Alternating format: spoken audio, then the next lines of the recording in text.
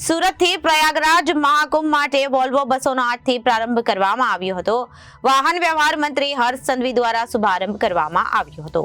ભગવા ઝંડો બતાવી બસ રવાના કરાઈ હતી અને સુરત સેન્ટ્રલ બસ સ્ટેશન ખાતેથી બસની શરૂઆત કરવામાં આવી હતી। સુરતથી પ્રયાગરાજ મહાકુંભ માટે વોલ્વો બસનો આજથી પ્રારંભ કરવામાં આવ્યો હતો। વાહન વ્યવહાર મંત્રી હર્ષ સંઘવી દ્વારા શુભારંભ કરાવવામાં આવ્યો હતો। ભગવા ઝંડો બતાવી બસ રવાના કરાઈ અને સુરત સેન્ટ્રલ બસના સ્ટેશન ખાતેથી બસની શરૂઆત કરવામાં આવી હતી। 26 ફેબ્રુઆરી સુધી દોડાવવામાં આવશે જીએસઆરટીસીની વોલ્વો પ્રીમિયમ બસ। દરરોજ 2 વોલ્વો બસ દોડાવવાનું આયોજન। સવારે 6 અને સવા 6 કલાકે એમ 2 બસો દોડાવવામાં આવશે।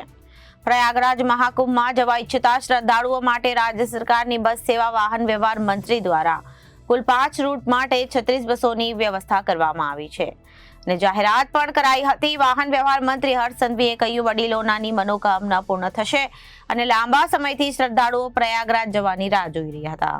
દાદાની ગુજરાત સરકારે વોલ્વો બસોની શરૂઆત કરી અને દાદા સૌની ચિંતા કરે છે। આજે એક વોલ્વો બસ દોડાવવામાં આવી છે। બુકિંગ મળશે તે મુજબ બસોની વ્યવસ્થા કરવામાં આવશે।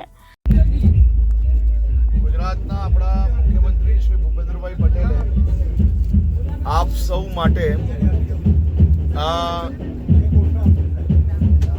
આપણું સૌથી પવિત્ર અને આસ્થાની ડૂબકી આપ સૌ લોકો પ્રયાગરાજ મહાકુંભમાં તમે સૌ લોકો પોતપોતાની આસ્થા નિભાવી શકો તે માટે આ બધી જ વ્યવસ્થાઓ કરી છે। પરંતુ ત્યાં અનેક દિવસો એવા હોય છે કે જ્યારે ભીડ ખૂબ હોય છે।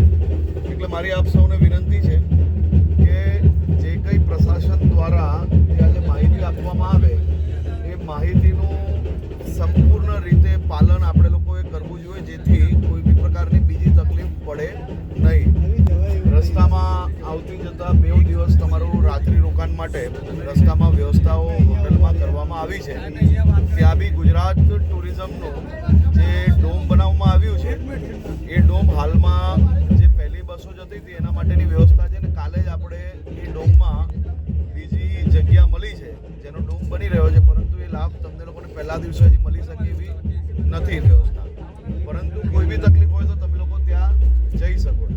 Bureau report, Janadesh news, Surat.